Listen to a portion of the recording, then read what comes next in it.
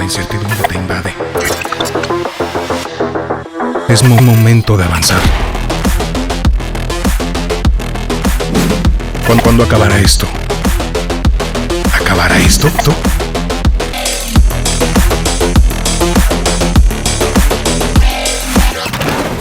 Nuestra única certeza es la incertidumbre.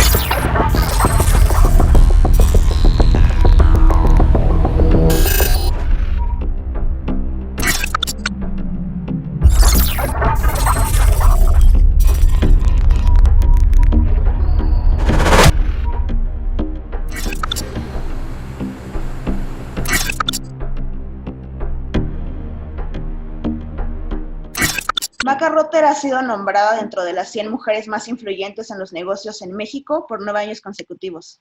En 2019 creó Arena Sports para apoyar el crecimiento del talento nacional en los eSports y el gaming. Abacuc Guzmán creó el primer programa de videojuegos producido para MTV Latam y transmitido en toda la región con una duración de 6 años al aire, obteniendo el galardón de mayor longevidad en la TV por paga de Latam. Ahora se dedica a la creación de la industria de deportes electrónicos, al desarrollo de un ecosistema de dicha industria en suelo mexicano. Maca, Abacuc, gracias por ser speakers de Incógnito, cuando quieran. Como se veía brevemente en el video y también, bueno, en las pequeñas semblanzas que también mencionaban, Maca y yo nos reunimos a través de algo que teníamos en común, que era la pasión por las audiencias y el vínculo emocional que pueden tener con marcas, con videojuegos, con eventos en vivo, la pasión que existe por parte del consumidor hacia algo. Y ese algo para nosotros fueron los esports, fueron los videojuegos y la forma en la que podíamos potenciar este ecosistema que se encuentra en una etapa seminal en México. En Corea los esports, por ejemplo, tienen 20 años sucediendo y en Europa y Estados Unidos llevan pues más de 10 años creciendo. Por lo cual pues, nos ubicamos mucho tiempo atrás, ¿no? México arrancó tal vez de manera formal por ahí de hace unos 4 o 5 años. Y Maca y yo encontramos este espacio en el que creemos que existen muchas oportunidades, que se ha visto beneficiado por la pandemia. Es una de las pocas industrias que ha elevado sus números, al igual que el mundo de los videojuegos, gracias a la reclusión, a que la gente ha estado en sus casas, ha buscado pues formas de mantenerse entretenida y ocupada, y una de ellas, porque hay varias, son los videojuegos y los esports. Ver competiciones de gaming, de esports, y también consumir contenidos a través de plataformas de streamings o jugar videojuegos. Así es. Vamos a dejarlos con un pequeño video introductorio de cómo es que se ha gestionado al día de hoy la industria de los esports y cómo ha ido creciendo conforme el paso del tiempo. México es la mayor oportunidad de Latinoamérica en el mundo de los videojuegos. Tan solo en 2019, nuestro país generó 1.8 mil millones de dólares en ingresos para esta industria, con un crecimiento sostenido en los dobles dígitos. Pero la demanda para eventos de sus juegos favoritos en la vida real ha crecido incluso más, dado el aislamiento que trajo consigo una pandemia global. Tenemos 63 millones de gamers y más de 3 millones han competido en algún nivel. Dentro de esta misma demanda, el usuario, fan, gamer, consumidor, audiencia, como quieras llamarle, hemos visto una respuesta en promotores, marcas, anuncios y casas de producción. ¿Qué hace falta? El vínculo. En México hemos encontrado cada pieza del rompecabezas. Solo debemos cultivar el ecosistema, patrocinadores, publishers, equipos, pro players, influencers, ligas, plataformas de difusión de medios y comunidad. Las piezas están conformadas por todos los publishers del mundo. colocando a México en el primer lugar en consumo de videojuegos en América Latina, con un crecimiento anual en los dobles dígitos. Las ligas internacionales están volteando a vernos. El mayor porcentaje de audiencia, fans y sobre todo competencias hispanoparlantes son mexicanos. No estamos viendo el hilo negro, solo estamos adaptándonos a las nuevas generaciones, tecnología, mercado y hábitos de consumo. Esta explosión de crecimiento anual de más del 15% en países con un mercado de esports desarrollado con un crecimiento incremental del 18% en ingresos de patrocinios y anuncios. Todo esto ya está pasando, no estamos adivinando. Estamos haciendo proyecciones informadas basadas en mercados occidentales y orientales. Sus ingresos son torneos, eventos, mercancía, derechos de difusión, boletaje, anuncios y patrocinios. ¿No les suena familiar? El ecosistema está vivo y creciendo, y nosotros te podemos ayudar a ser parte de él.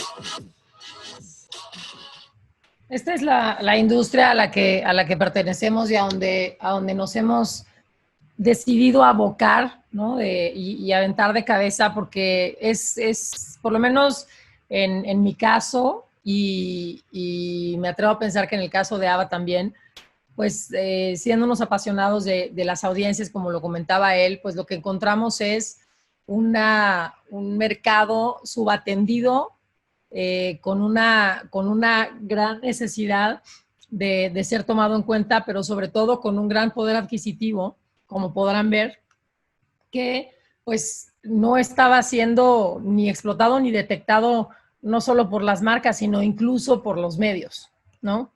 Entonces, de ahí parte esa necesidad de unir en Arena Esports la experiencia y el vasto conocimiento que tiene alguien como Habacuc en el tema de gaming, en videojuegos en general y en esports.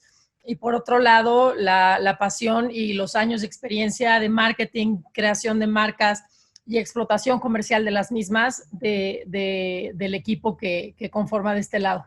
Algo importante para empezar es sentar las bases de, bueno, ¿qué es un eSport? ¿Qué es un videojuego? ¿No? Entonces, si bien todos los esports son videojuegos, no todos los videojuegos son un eSport. Entonces, lo que podemos detectar muy fácilmente es, bueno, se juega profesionalmente, se utiliza en ligas, en torneos, ya sean de comunidad, profesionales, amateurs. Ok, bueno, entonces sí es un eSport. Entonces, teniendo estos factores en donde podemos encontrar más elementos como un reglamento, también como comunidades, organizaciones, incluso que el creador del videojuego fundamente ligas, bueno, eso nos abre la conversación para decir, ok, este juego es un eSport. Hay otros videojuegos que no lo son, que simplemente son recreativos, ¿no? Tienen un propósito lúdico al 100%. Esos no se pueden considerar eSports, ¿no? Esa sería la diferencia elemental entre uno y otro. También, digo, esto podría sonar muy básico, pero nos ha pasado y nos hemos topado con la percepción ¿no? de algunas personas con las que hemos charlado, de que los esports podrían, pues bueno, lo que pasa en un café internet, ¿no? Entonces, no. O sea, si bien puedes practicar esports en un café internet, ¿no? El café internet per se no es un esport, ¿no? Un arcade, ¿no? En lugares donde se reúnen maquinitas, pues bueno, o sea, pueden hacerse torneos pequeños ahí con juegos que se utilizan de manera profesional en esports, pero solo el arcade no es un esport. Un fantasy fútbol no es un esport, obviamente. Las plataformas de streaming como Facebook Gaming, YouTube Gaming, Twitch, no son una plataforma de esports, si bien pueden transmitir contenido de esports, hacer apuestas en línea, ¿no? Con bwin, con Bet365, con Caliente, eso no es esports. Donde no hay competencia entre dos o más jugadores, pues no hay pues, esports también. Y las expos de videojuegos como el E3, como Gamescom, como Tokyo Game Show, por ejemplo, no son convenciones de esports, ¿no? También. En cuanto a las audiencias y en general, ¿a quién nos estamos dirigiendo y quién es la audiencia de esports? Como les decía, es un mercado que aun cuando ha estado subestimado y ha estado subatendido por muchos años, lo que descubrimos es que probablemente la generación Z hoy, más de un 70% de la generación Z sea gamer o sea considerado gamer. Ahorita vamos a pasar a la definición de cada una de esas como tiers, ¿no? O diferentes grupos a los que puede pertenecer la audiencia. Pero por definición, ¿no? Tanto millennials como generación Z son cord cutters, ¿no? O sea, que finalmente están acostumbrados a vivir sin cables y a todo transferirlo de un dispositivo a otro sin necesidad de un cable. Son tech savvy, que al final sabe perfectamente cómo, ¿no? Cómo manipular sus dispositivos, y además de todo, que esto es muy importante, son ad blockers. Saben perfecto cómo bloquear la publicidad en todas las plataformas digitales que dominan, o sea, todas. Entonces, al final, para las marcas es cada vez más difícil poder llegar a estas audiencias. Y si estamos hablando de que más o menos entre un 40 y un 60% de los millennials son gamers y de generación Z es más de un 70% que son gamers, pues son audiencias a las que va a haber muy pocas posibilidades de llegarles si no es a través de sus actividades diarias. Pero sobre todo, para poder generar un vínculo emocional con la marca, va a ser aún más difícil a menos de que logremos llegar a través de sus pasiones. Más o menos este mapa nos puede decir cómo estamos en cuanto a gamers en México.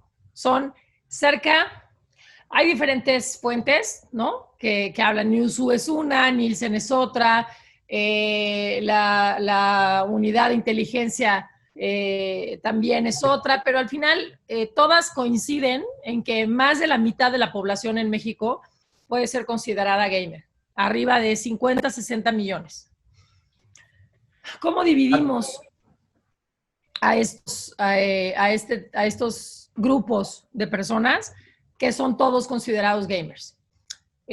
Más o menos, emulando una pirámide de Maslow, lo que vemos es que al final los viewers o los fans, que son solo los que están simplemente atendiendo la parte de gaming como un entretenimiento, serían la base de la pirámide.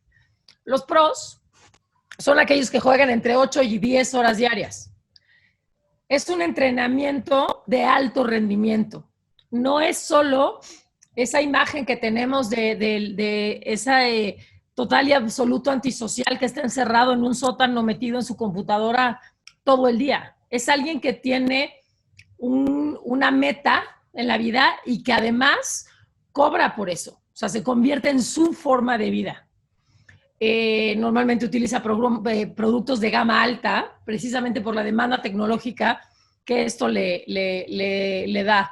El amateur, que es ese aspecto aspiracional, el que ya no llegó a ser un jugador profesional, puede ser porque no tenga la capacidad o las habilidades físicas y los reflejos que se requieren para esto, o porque simple y sencillamente no tuvo las herramientas suficientes para poderlo hacer, pero juega de cualquier manera de 3 a 4 horas diarias y participa continuamente en torneos.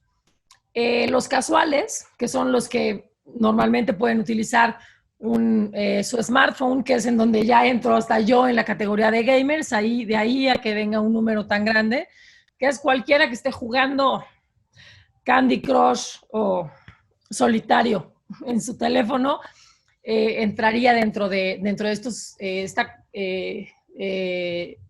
se llama? Esta clasificación de casuales, que juegan más o menos de 2 a 4 horas a la semana. El gamer en general, ¿no? Que es aquel que por lo menos una vez al año compra un producto relacionado con videojuegos, sea una consola, un videojuego nuevo. Esto se da muchísimo en México, en FIFA, por ejemplo. Hay gente que solo juega FIFA y una vez al año está esperando el release, ¿no? del nuevo FIFA en el momento en el que llega el año, ¿no? Y juega a lo mejor 2 o 3 horas al día, pero al menos consume una vez al año productos de videojuegos.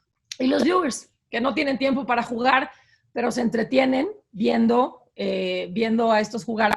Los viewers de un tiempo a la fecha, sobre todo a raíz de la pandemia y del confinamiento, es uno de los números que más ha crecido también, porque nos ha ayudado a democratizar el tema de esports.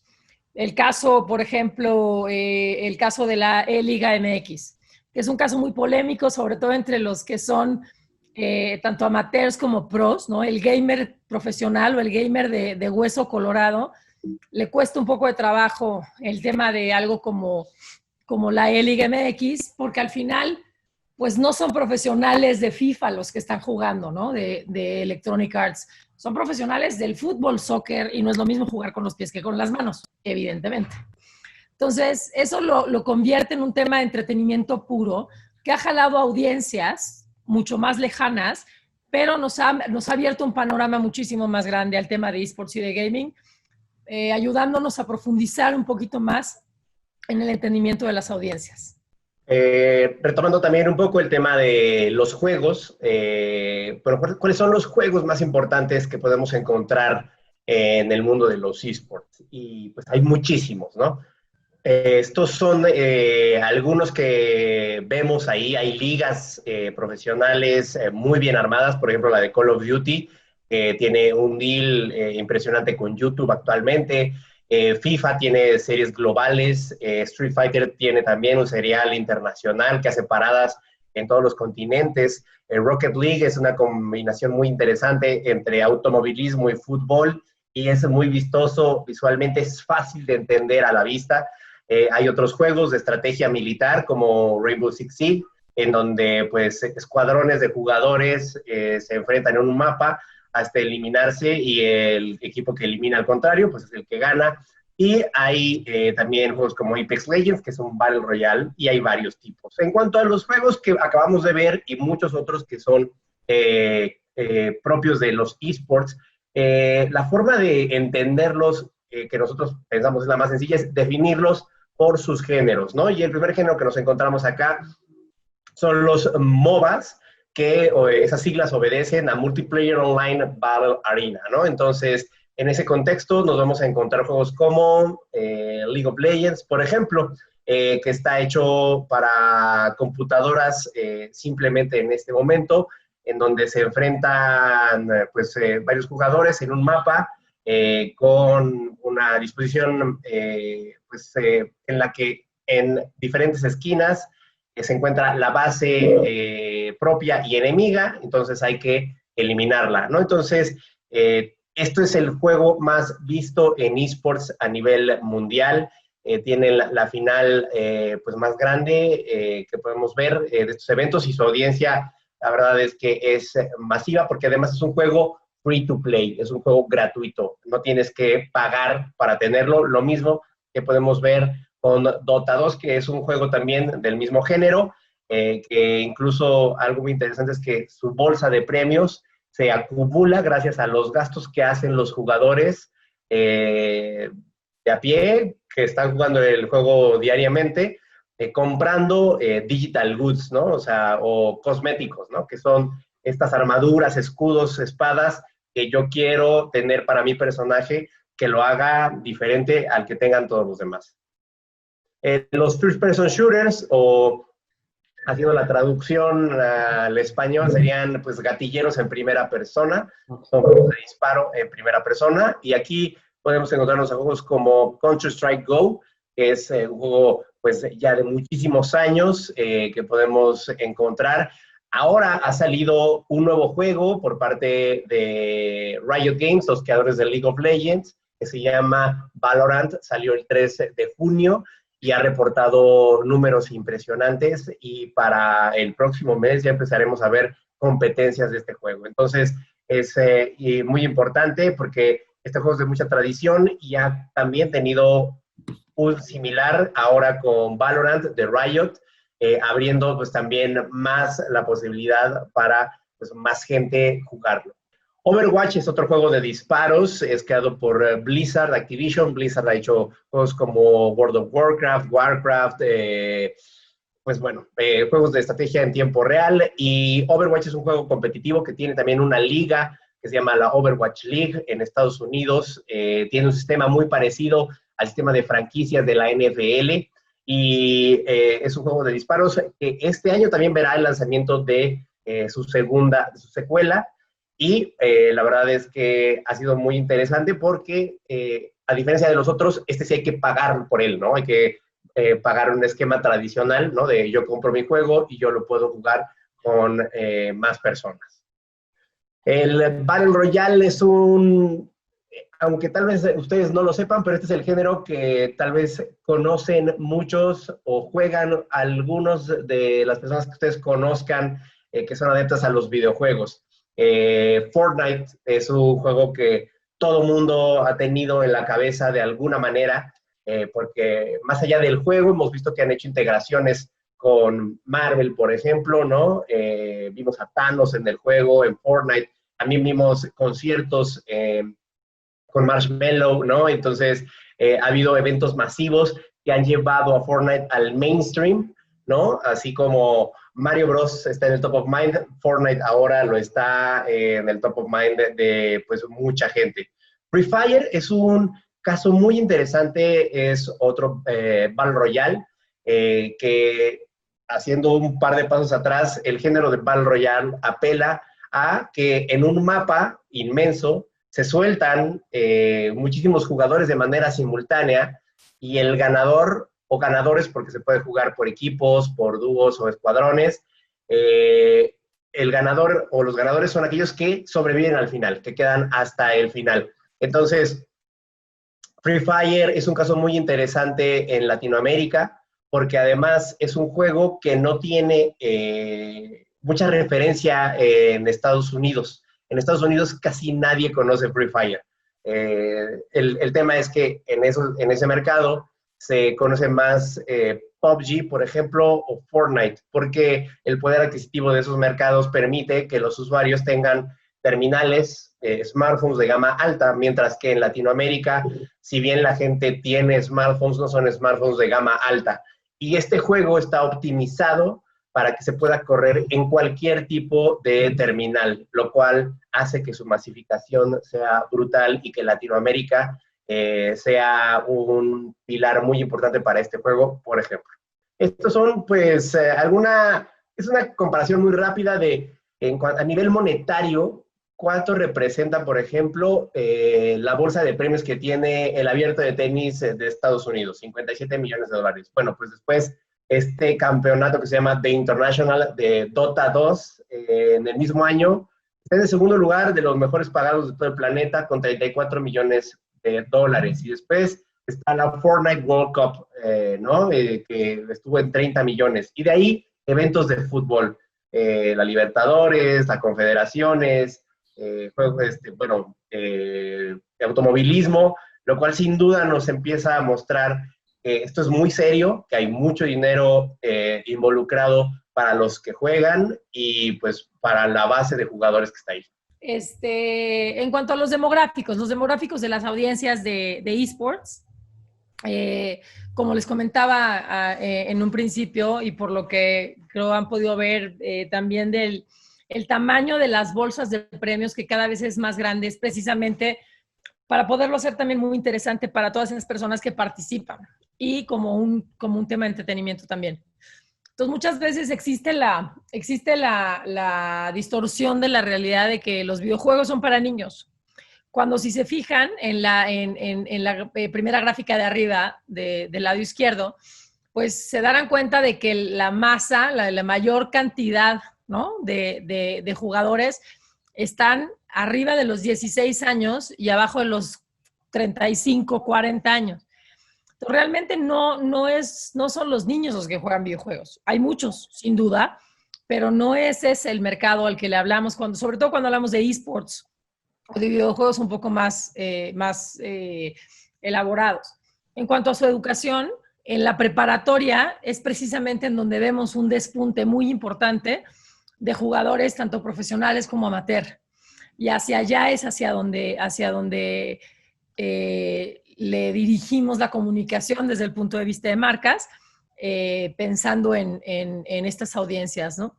En cuanto a los ingresos, para poder tener acceso a la tecnología, al ancho de banda, incluso a las mismas herramientas que necesitas, ya sean armas, escudos, ¿no? Si son ese tipo de juegos, pues también se necesita hasta cierto punto, si no muchísimo tiempo de juego, también se puede llegar a requerir inversión. Y increíblemente, hay una gran cantidad de jugadores de videojuegos, tanto amateur como profesional, y hasta cierto punto también casuales, yo creo, que son trabajadores de tiempo completo y que su tiempo para jugar es su hobby, es su tiempo de entretenimiento. Por lo cual, como lo comentaba también hace un rato, pues es casi imposible llegarle a la marca a través de otros medios. En cuanto al ecosistema en México, el ecosistema en México tiene 5 pilares. Los principales, y esto es bien importante, el principal pilar del ecosistema de gaming y de esports en el mundo, no en México, en el mundo son los publishers. Al final, si yo quiero hacer una liga de fútbol americano con mis amigos de mi cuadra y jugar en el parque de la colonia, lo puedo hacer. Y puedo llegar a sobresalir y puedo llegar a tener presencia, ¿no? Hasta incluso en algún regional o en algún juego local de la alcaldía, ¿no? Sin tenerle que pedir permiso a nadie. Si simplemente sé jugar y sé cuáles son las reglas, yo lo puedo hacer. No es el caso de los videojuegos. En el caso de los videojuegos, si bien no todos los videojuegos son un eSport, sí todos los eSports son un videojuego. Entonces, al ser un videojuego, hay alguien que es el propietario de esa tecnología y por lo tanto es el que toma las decisiones. Es el que tiene la regulación de absolutamente todo lo que pasa y sobre todo es el dueño del software por el cual tenemos que pasar para poder jugar. Entonces, o pasamos por la plataforma de Electronic Arts o no se puede jugar FIFA. Entonces, ahí hay una parte bien importante, es un pilar muy, muy importante. Otros serían los organizadores, aquellos que están haciendo torneos y eventos continuamente en el mercado para diferentes videojuegos. Los equipos, cada vez hay más equipos y más profesionales de los esports, no solo surgiendo en México, sino viniendo de otros países, trayendo esa experiencia y buscando talento mexicano. Los broadcasters, históricamente el broadcaster por naturaleza pues era, ¿no? Por ejemplo, Twitch o YouTube Gaming o Facebook Gaming, ¿no? Que son las plataformas más reconocidas por las audiencias alrededor de los esports y del gaming. Hoy, la verdad es que cualquiera podría encontrar contenido de esports o de gaming, no solo en esas plataformas, sino también en televisión de pago o incluso en televisión abierta. Aquí vamos a tener que hacer una actualización porque a partir de hoy Mixer ya no existe, que era la plataforma propiedad de Microsoft que trataba de competir con Twitch, que es la plataforma de streaming de gaming más grande del mundo, que es propiedad de Amazon. Y ahí es en donde vemos cómo se mueve esto. Cada día se mueve más el mercado. Y por otro lado, los patrocinadores, esta lista de patrocinadores se tiene que actualizar. Si las otras se mueven mucho, la de patrocinadores se debe actualizar día con día. Y a raíz justo del confinamiento, el interés de las marcas por poderse comunicar desde el punto de vista digital es infinitamente mayor a lo que era antes y obviamente representa una oportunidad muy grande. Quisimos escoger un par de ejemplos de cómo algunas marcas se han metido en el tema de esports tan profundamente que han logrado comunicarse con su audiencia natural, subiendo a estas audiencias de esports a través del mensaje. Por ejemplo, esta. ¿Qué? As you get older, life becomes all about following a few simple rules. Dress proper. Get a real job. Spend time with family. Dance to the beat of your own drum. Work hard. Get married. Move to the suburbs. Les muestro el de Telcel para que veamos también uno de algunas de las activaciones que estamos haciendo ya localmente en México. O sea, marcas de la talla de Telcel, ¿no? En LDP la pasión nos conecta. Tenemos a los que sufren, a los que se emocionan, a los que apoyan,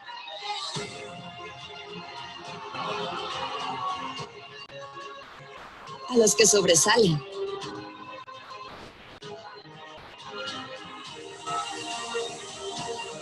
Nos gusta la tecnología y conectarnos con la red sin importar la distancia. En comunidad o desde cualquier lugar, la división de honor nos une. Y en este 2020 estaremos más conectados que nunca. Estos son algunos de los ejemplos que podemos compartir con ustedes para que vean lo que ya se está haciendo, no solo a nivel internacional, sino también ya en América Latina. Y esto de alguna forma en esta diapositiva resumimos el modo de operarlo. Realmente es muy fácil. No estamos descubriendo el hilo negro. Cualquiera de ustedes que esté involucrado en el mundo de marketing se dará cuenta de que esto es finalmente un proceso muy natural desde el objetivo para poder entender hacia dónde quieren dirigir el mensaje, ¿no? El target al que va la marca, a quién, ¿no? A quién le quiere hablar y qué es lo que le quiere decir. Una vez que tengamos clara esas dos piezas, ¿no? De la estrategia, entonces podemos generar algo específicamente hecho a la medida desde todos estos pilares a los que me refería en cuanto al ecosistema de esports y de gaming. Estos pilares nos dan el menú para poder generar la estrategia que responda específicamente al target al que va dirigido y cuál es el mensaje y el objetivo. Y cómo llegar a través de ellos es precisamente lo que nos da la línea de comunicación. Hace rato Ava les comentaba sobre todo, por ejemplo, un tema como el de Free Fire, que creo que es un gran ejemplo. Free Fire, si tratamos de buscarlo en Twitch, que es que está posicionado como la plataforma de streaming por excelencia de gaming en el mundo, pues no le vamos a hablar al mercado de Free Fire, porque no transmiten la mayoría de los jugadores más especializados o mejor reconocidos de Free Fire, no están en Twitch, transmiten por YouTube. Si no estás metido profundamente en este tema, es muy difícil que sepas que a ese mercado en específico no le vas a poder hablar a través de esta plataforma. Entonces, no necesariamente por ser el medio de comunicación por excelencia del mercado, es exactamente el que tenemos que utilizar. Una de las cosas que hemos logrado detectar en este mercado es que se pueden hacer estrategias muy específicas, muy bien delimitadas, que van a tener muchísimo mayor resonancia y muchísimo mayor retorno de las audiencias si se hace de la forma más específica posible. Por ejemplo, si quisiéramos hacer un ejemplo de sponsorship en dónde podríamos patrocinarlo, tomamos como ejemplo la Liga Latinoamericana de League of Legends, que es una de las más conocidas, en donde podríamos ver cómo comunicar la marca a través de todas las alternativas que nos podría ofrecer una liga. Esto es únicamente un ejemplo. Utilicemos un ejemplo de sponsorship, sobre todo porque, como comentábamos en un principio, esta audiencia es tech savvy y normalmente sabe bloquear los anuncios en todas las plataformas, pues no puede bloquear el logotipo y la comunicación en la indumentaria, o las comunicaciones en redes sociales que hagan directamente los jugadores. O si están haciendo streaming o transmisión en vivo de lo que están jugando, ya sean sus entrenamientos, el previo del partido, el partido en general o la final de su torneo, dependiendo de lo que estén jugando, pues tampoco se puede bloquear esa publicidad. Pero sobre todo hay algo muy importante. La forma en la que la audiencia recibe esta publicidad es una forma muy, es muy agradecida por parte de la audiencia. Justo por haber sido una audiencia tan subatendida por muchos años. Entendemos que además es una audiencia que agradece mucho a las marcas poderle dar las herramientas a aquellos jugadores que tienen posibilidades de representarlos, de ser el mejor del mundo, de participar en un torneo que lo haga brillar para poder formar parte de un equipo de pro players. Esto la audiencia lo agradece y lo agradece mucho. No tenemos que preocuparnos como marca o como agencia porque toda la publicidad sea mega orgánica y casi no se den cuenta las audiencias. Al contrario, es algo que se puede hacer abiertamente y agradecerle a la marca el que gracias a eso y a su participación o a su apoyo, pues va a poder por primera vez en su vida participar en un torneo internacional. Entonces, esto resume más o menos la fórmula o la forma en la que nosotros vemos los esports y las audiencias. Y con esto lo dejamos en sus manos para preguntas y respuestas. Pero sí, o sea, en primera instancia, muchas gracias por ser parte de todo esto. O sea, a pesar de todo, creo que es una gran experiencia. Ya hay preguntas. El rol de las marcas... El rol de las marcas ahora va a ser para patrocinar eventos de todas medidas para ser participantes y de ahí hacer contenido. ¿Qué opinan? ¿Han intentado hacer estos modelos? ¿O de qué otra forma se pueden subir marcas a esta audiencia? Muchas gracias, Raúl. La verdad es que sí, justo. Esa es la forma que todo mundo que la mayoría de las marcas están utilizando para subirse al mundo de los esports. Lo cual, en mi opinión, es una de las fórmulas básicas más correctas o más seguras. Estas audiencias están acostumbradas al contenido y a contenidos relevantes para ellos. Entonces, al final, lograr tener este tipo de contenidos desarrollados alrededor del mundo de los esports hace que orgánicamente las marcas se integren. No sé qué opinas tú, Ava. Creo que también cualquier marca tiene un lugar en el mundo de los esports. No hay que pensar solamente que marcas de tecnología o llamadas endémicas son las que podrían tener un espacio en el mundo de los esports. Habría que considerar que cualquier marca puede tener un espacio, una forma de interacción con estas audiencias, pero depende mucho de la forma en la que se hacen pues, o las estrategias, las campañas, la interacción con los juegos o con las transmisiones. Esa parte es sin duda la que pues, más valor puede agregar en la forma de que podamos tener una buena interacción entre marcas y audiencias. Okay. Tenemos otra... Hay otra que dice por ahí que, bueno, ¿cómo creemos que vaya a cambiar el tema de los esports ahora que regresemos a la normalidad, ¿no? Bueno, la verdad es que eso todavía no sabemos cuándo vaya a pasar. Seguiremos tal vez potenciando el tema de los esports y el streaming, gracias, pues bueno, a las oportunidades que se presentan, ¿no? Al momento de tener audiencias en casa.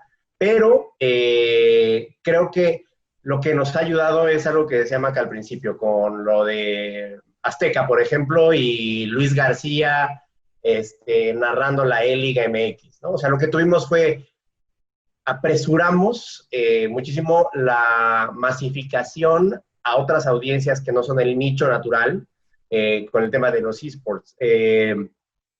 Se pudo exponer a gente que si bien no sabía o no entendía o decía esto es un videojuego, pero encontraba ese vínculo con Luis García y con Martinoli y se reía y se divertía, lo mismo que hacía cuando veía la liga normal, ¿no? Entonces, esto sin duda ha ayudado mucho a que gente que tal vez hubiera tardado más tiempo en acercarse o encontrar a los esports, acá lo han encontrado de una forma súper rápida y eso creo que ha sido bastante interesante.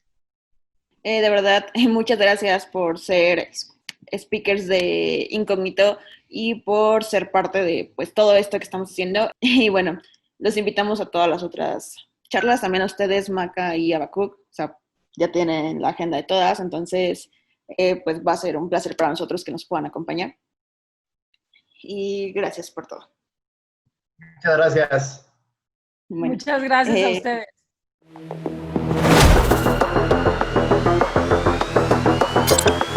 La incertidumbre te invade. Es momento de avanzar. ¿Cuándo acabará esto?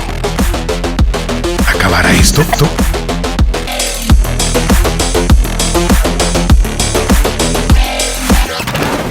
Nuestra única certeza es la incertidumbre.